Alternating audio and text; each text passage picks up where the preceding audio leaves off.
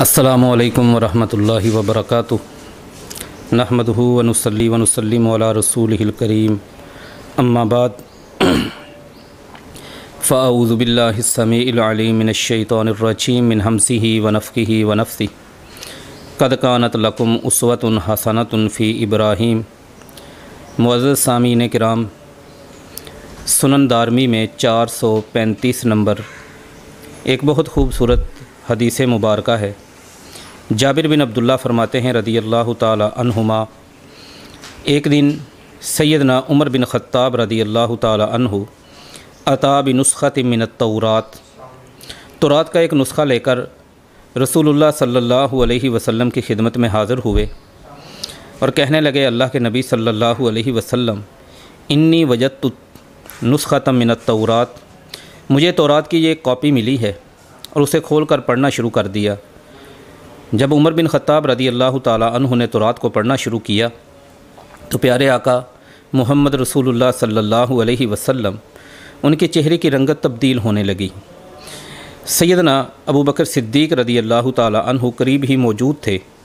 انہوں نے پیارے نبی صلی اللہ علیہ وسلم کی بدلتی ہوئی کیفیت کو دیکھا تو سیدنا عمر بن خطاب رضی اللہ تعالی عنہ کو ڈانٹا، کہا، یا ابن الخطاب ثقلت کا سواکلو، اے عمر بن خطاب، آپ کی ماں آپ کو گم پائے۔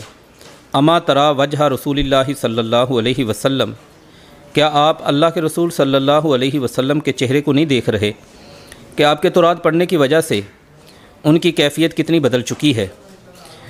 عمر بن خطاب رضی اللہ تعالی عنہ گھبرا کے کھڑے ہوئے۔ تورات کا نسخہ انہوں نے بند کر دیا، اور بند کرنے کے بعد انہوں نے لفظ پڑھے، کہنے لگے، رضیت باللہ ربًا وبالاسلام دینا وبمحمد نبیًا، میں اللہ کے رب ہونے پہ راضی ہوں، میں محمد کے نبی ہونے پہ راضی ہوں صلی اللہ علیہ وسلم، اور میں اسلام کے دین ہونے پہ راضی ہوں۔ وہاں پر اللہ کے رسول صلی اللہ علیہ وسلم ایک جملہ ارشاد فرماتے ہیں، کہا، اے عمر بن خطاب، تم تو تورات پڑھ رہے ہو نا، آج اگر تورات والے موسیٰ علیہ السلام بھی آتے، لو کان موسیٰ حیًّا، موسیٰ علیہ السلام زندہ ہوتے، وادرک نبوتی، اور میرا نبی ہونا ان کی زندگی میں ہوتا، فاتبعتموہ، اور تم لوگ مجھے چھوڑ کر ان کو فالو کرتے، ان کی اتباع کرتے، تو تم لضللتم عن سواء السبیل، سیدھے راستے سے بھٹک جاتے۔ یہ ہے اسلام اور ہمارے دین کا مزاج۔ اس اسلام میں، اس دین میں کسی اور شخصیت کی گنجائش موجود نہیں کہ نبی اکرم صلی اللہ علیہ وسلم کو چھوڑ کر اس شخصیت کی اتباع یا اس کو فالو کیا جائے۔ لیکن دین کا یہ مزاج ایک جگہ پر بہت مختلف نظر آتا ہے۔ ایک شخصیت کے بارے میں بہت ہی اپنی الگ شناخت اور پہچان رکھتا ہے۔ اس شخصیت کا نام سیدنا ابراہیم خلیل اللہ علیہ السلام ہے۔ جب ان کی بات آتی ہے تو وہی دین ہمیں یہ کہتا ہے، سورۃ نساء آیت نمبر 125 میں اللہ کریم نے اپنے نبی محمد صلی اللہ علیہ وسلم کو حکم دیا، واتبع ملۃ ابراہیم حنیفا، اے نبی محمد صلی اللہ علیہ وسلم، آپ ملت ابراہیم کی اتباع کریں، اس کو فالو کریں۔ پھر اللہ تعالیٰ نے تمام امت مسلمہ کو حکم دیا کہ فاتبعوا ملۃ ابراہیم حنیفا، سورۃ آل عمران کی آیت نمبر 95 ہے۔ وہی دین جس کا مزاج یہ ہے کہ کسی اور شخصیت نبی اکرم صلی اللہ علیہ وسلم کو چھوڑ کر ان کی اتباع کی گنجائش نہیں، وہی دین کا مزاج آگے دیکھیں تو ابراہیم علیہ السلام کو اس دین کا ایک حصہ بنا دیا گیا۔ سنن ابن ماجہ میں 3231 نمبر حدیث ہے، صاحبہ فائقے بن مغیرہ رضی اللہ تعالی عنہ کی ایک لونڈی ہیں۔ وہ کہتی ہیں، میں ایک دن ملنے کے لیے ماں جی ام المومنین سیدہ عائشہ صدیقہ عتیقہ عفیفہ رضی اللہ تعالی عنہا ان کے پاس گئی، فرأیت فی بیتہا رمحا موضوعا، میں نے دیکھا کہ ان کے گھر کے ایک کونے میں ایک بہت بڑا نیزہ پڑا ہوا ہے، ایک وہ چیز جس سے کسی دشمن کو مارا جاتا ہے وہ پڑی ہوئی ہے۔ میں بڑی حیران ہوئی، میں نے ماں جی سے سوال کر دیا، ما تصنعین بہذا، ماں جی ایک بات تو بتائیے، آپ کی اس چار دیواری کے اندر اس نیزے کی کیا ضرورت ہے، یہ کیوں آپ نے رکھا ہے؟ انہوں نے بڑا حیران کر دینے والا جواب دیا، انہوں نے کہا فائقے کی ان لونڈی صاحبہ سے کہ میں نے اس کو چھپ کلیاں قتل کرنے کے لیے، مارنے کے لیے اپنے گھر میں رکھا ہوا ہے، میں نے کہا یہ بات آپ نے کیسی کر دی؟ چھپکلی کو مارنے کی ضرورت بھلا کیوں پیش آئی؟ سنن ابن ماجہ حدیث نمبر 3231۔ ماں جی ام المومنین سیدہ عائشہ رضی اللہ تعالی عنہ نے فرمایا اس لیے کہ پیارے آقا محمد صلی اللہ علیہ وسلم نے حکم دیا ہے چھپکلیوں کو قتل کرنے کا، مارنے کا۔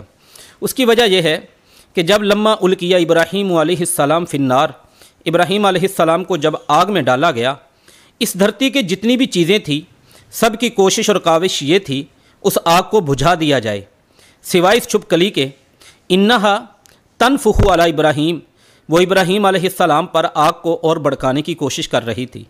اس دین کے اندر ابراہیم علیہ السلام کی شخصیت اور ان کے پہلو ایک حصے کے طور پر موجود ہیں۔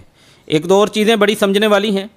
اللہ تعالیٰ نے قرآن مجید سے پیغام بھیجا، صحیح مسلم کی حدیث ہے، صحیح بخاری میں تفصیل کے ساتھ، ان اللہ و ملائکتہ یصلون علی النبی یا ایھا الذین آمنوا صلوا علیہ وسلموا تسلیما۔ اللہ اور اللہ کے مقدس فرشتے پیارے آقا پر درود پڑھتے ہیں، ایمان والو تم بھی درود پڑھو۔ سوال پیدا ہو گیا مدینہ میں درود کیسے پڑھا جائے؟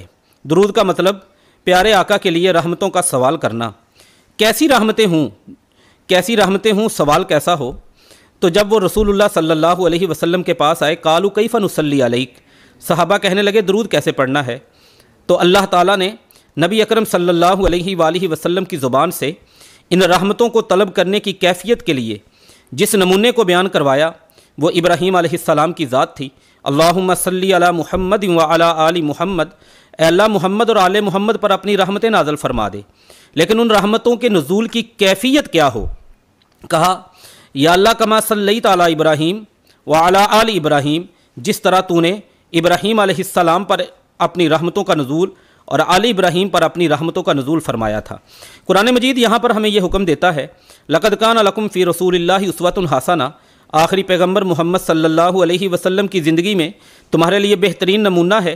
اسی قرآن میں پارہ نمبر 28 سورۃ الممتحنہ آیت نمبر 4 میں ہمیں یہ حکم بھی دیا جاتا ہے قد کانت لکم اسوۃ حسنۃ فی ابراہیم، ایسا ہی ایک بہترین نمونہ تمہارے لیے ابراہیم علیہ السلام کی زندگی میں ہے۔ تو اسی تناظر میں ہم انشاءاللہ آئندہ ابراہیم علیہ السلام کی سیرت کو لے کر بالخصوص ان دنوں کے اندر ابراہیم علیہ السلام سے جڑی ہوئی ہمارے دین کی بے شمار چیزیں ان کو تفصیل سے ہم دیکھیں گے، ان کو شرعی اور دینی تقاضوں کو ہم سمجھیں گے۔ انہی میں سے ایک قربانی کا سلسلہ ہے، قربانی کی سنت ہے، اس کے آداب کیا ہے، اس کی فضیلت کیا ہے، اس کا طریقہ کیا ہے۔ آئندہ دنوں میں ابراہیم علیہ السلام سے جڑی ہوئی اس عظیم سنت پر ہم تفصیل سے بات کریں گے۔ وما علینا الا البلاغ المبین۔ قد صان عفتها الخمار بين السفور وبينك حجب الفقار